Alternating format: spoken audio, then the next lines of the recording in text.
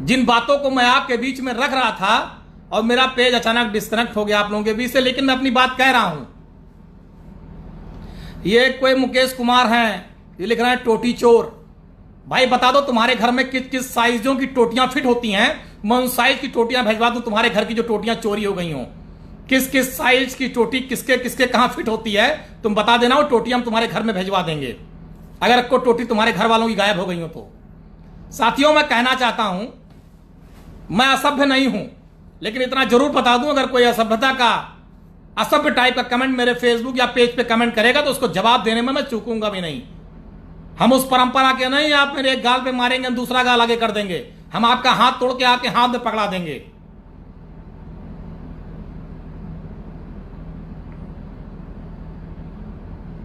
मैं इतना कहना चाहता हूं कि आज पूरी अयोध्या फैजाबाद परेशान है, जलमग्न है, वार्डों में पानी भरा है, गांव में बारिश के कारण कच्चे मकान गिर जा रहे हैं, लोगों के कच्चे मकान गिर गए, लोग रहने के लिए छत नहीं है।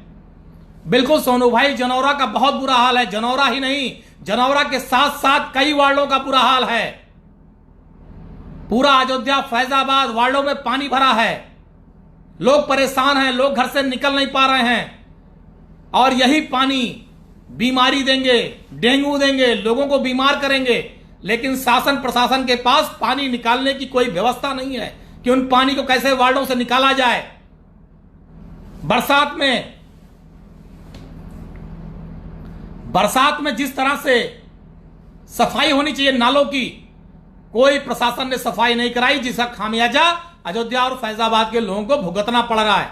बिजली की बता दीजिए, 3 दिनों से बिजली गुल है, बिजली का कोई पुरसा हाल नहीं है। इनके अधिकारी फोन नहीं उठा रहे हैं, इनके एक्सीएन से लेकर जेई से लेकर एसडीओ से लेकर कोई ये बताने को तैयार नहीं है कि बिजली कब आएगी।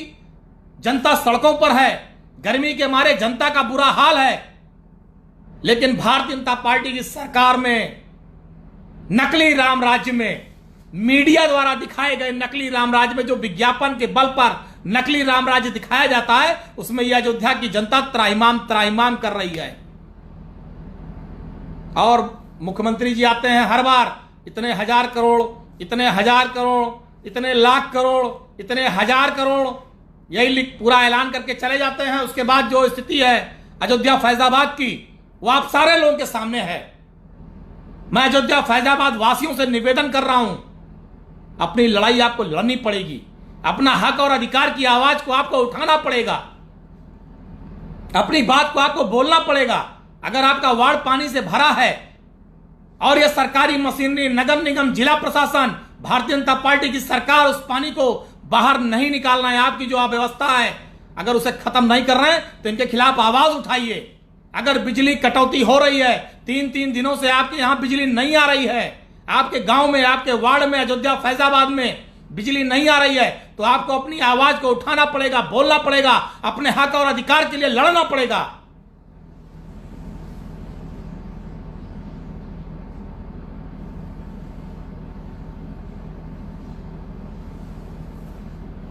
और बाकी मैं अंधभक्तों के बारे में कुछ नहीं कहना चाहता।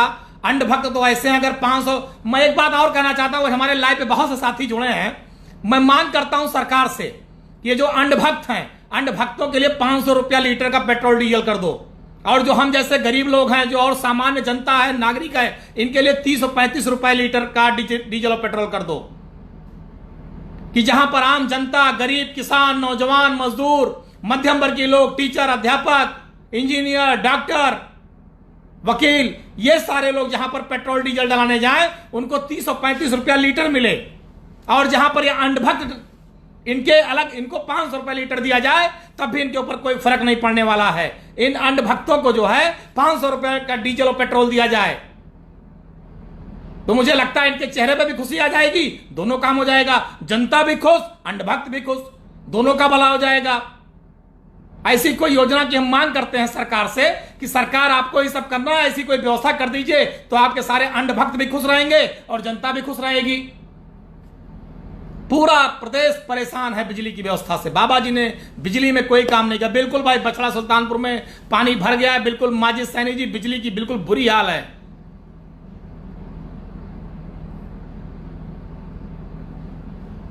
बिल्कुल आप जो कह रहे हैं हत्या हुई है, चांदपुर में जिस तरह की दुर्घटना हुई है वो बहुत दुखद है। एक गरीब आदमी को मार दिया गया, केवल पूरा पानी भरा था, केवल वो जल निकासी के लिए खुदाई कर रहा था और लोगों ने उसको पीट के मार डाला। बहुत दुर्भाग्य है, इस अयोध्या फैजाबाद का कानून व्यवस्था नाम की कोई चीज नहीं है। और बाकी जो अंधभक्त हैं इन्हें कोई फर्क नहीं पड़ेगा, एक दिन 2 दिन 1 हफ्ते लाइट ना आए, लेकिन जिसके ऊपर अंधभक्ति का नशा सवार है तो उन अंधभक्तों को कोई फर्क नहीं पड़ने वाला। मैं तो चाहता हूं कि अंधभक्तों के यहां बिजली कटवा दीजिए, उन्हें कोई फर्क नहीं पड़ेगा, बताएंगे बहुत अच्छा है। पेट्रोल उनका 500 रुपए लीटर कर दीजिए, डीजल 500 रुपए लीटर कर दीजिए। अंधभक्तों के पास पैसा भी खूब है, आराम से पूरा भरवाएंगे, अमन चैन रहेगा, गरीब आदमी भी कम से कम आराम से रह लेगा, गरीब आदमी का भी काम चल जाएगा।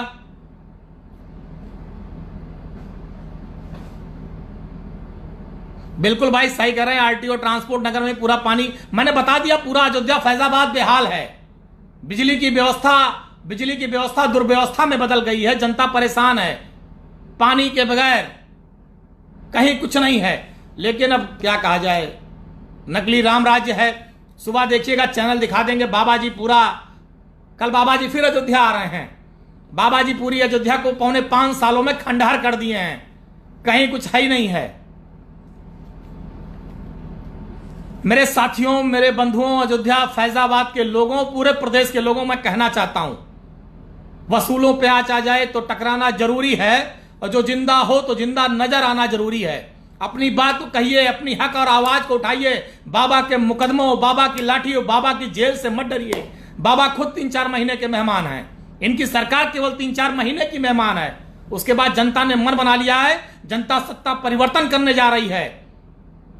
जनता इस महंगाई लाने वाली सरकार को, जुल्म अत्याचार करने वाली सरकार को, पेट्रोल डीजल महंगा करने वाली सरकार को, गैस महंगा करने वाली सरकार को, व्यापारियों का उत्पीड़न करने वाली सरकार को, फर्जी मुकदमे लागने वाली सरकार को, फर्जी एनकाउंटर करने वाली सरकार को जनता ने हटाने का मन बना लिया। 3-4 महीने के बाद जब विधानसभा के चुनाव होंगे तो निश्चित रूप से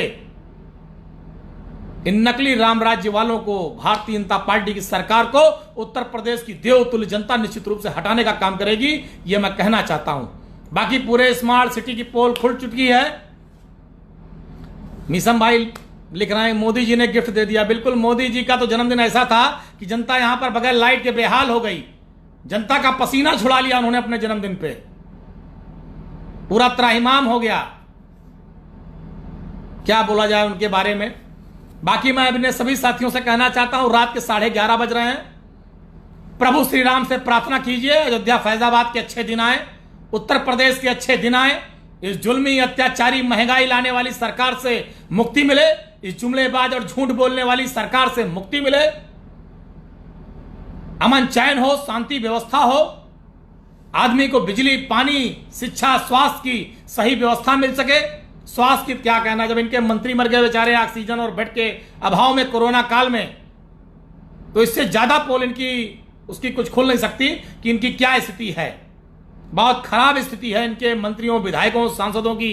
बेचारे अब तो इनके विधायक भी बेचारे बोलने लगे, चिट्ठी लिखने लगे, अपने दर्द को बयां करने लगे। उन्हें मालूम है बहुत ही बुरी स्थिति है। नहीं भाई, एक भाई हमारे लिख रहे हैं 140 करोड़, नहीं उससे ज्यादा है, कई हजार करोड़ का ऐलान किया है।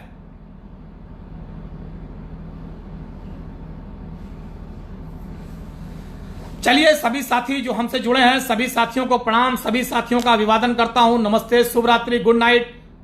आने वाला कल आपका शुभ हो, आने वाला दिन आपका मंगलमय हो। एक हमारे साथी लग रहे हैं योगी जी का हाईवे धंस गया। आप बताइए, एक एक्सप्रेस वे बनाया आदरणीय अखिलेश यादव जी ने, 5-7 साल हो गया, एकदम झमाझम चल रहा, कहीं कोई दरार नहीं है। और एक एक्सप्रेस वे जिसकी शुरुआत आदरणीय अखिलेश यादव जी ने की, और उस एक्सप्रेस वे का सत्यानाश योगी सरकार ने कर दिया। अभी चालू नहीं हुआ है, उसमें दरारें पड़ने लगी, सड़क फटने लगी, पूरा लोग बता रहे हैं इतनी जंपिंग है उस सड़क में, एक्सप्रेस वे में, कि वो लगता ही नहीं एक्सप्रेस वे है, लगता है जैसे 4 लेन सड़क बनाई गई हो। पूरी दलाली की भेंट चढ़ गया पूरा एक्सप्रेस वे। समय आने पर इसको भी जांच कराने का विषय है कि जो स्थिति हुई है, जो भी लोग इसमें दोषी उन पर भी कार्रवाई होनी चाहिए। जनता के खून पसीने की कमाई का जिन लोगों ने दुरुपयोग किया है, जिन लोगों ने सत्यानाश किया इस पे भी कार्रवाई होनी चाहिए। समय आने पे इस पे भी निश्चित रूप से ध्यान दिया जाएगा।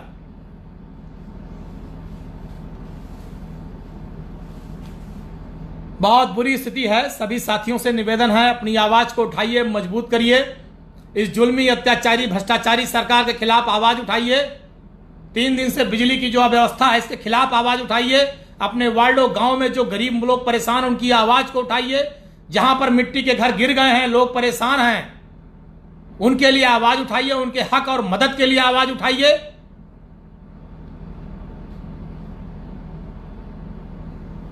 मैं अपने सभी साथियों का अभिवादन करता हूं, धन्यवाद देता हूं कि आप सब लोगों ने इतनी रात में भी हमारे इस लाइव पर जुड़े, मेरी आवाज को आपने अपनी आवाज दी।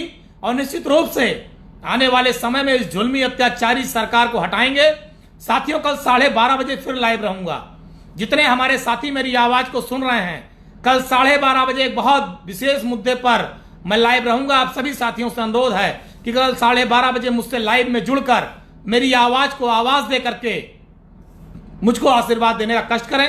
दोबारा इसी निवेदन के साथ कि जुल्मी, अत्याचारी सरकार, भारतीय जनता पार्टी की इस महंगाई, बेरोजगारी बढ़ाने वाली सरकार, गैस का दाम बढ़ाने वाली सरकार, बिजली न देने वाली सरकार, जन जन की अपेक्षाओं पर खरा न उतरने वाली सरकार, फर्जी मुकदमे लादने वाली सरकार, फर्जी एनकाउंटर कराने वाली सरकार, इस जुल्मी, अत्याचारी सरकार को हटाइए और इस सरकार को हटाने में हमारा सहयोग करिए। जय हिंद, जय भारत, जय समाजवाद, शुभ रात्रि। आप सभी का कल शुभ हो, मंगलमय हो, शुभकामनाओं के साथ सादर प्रणाम।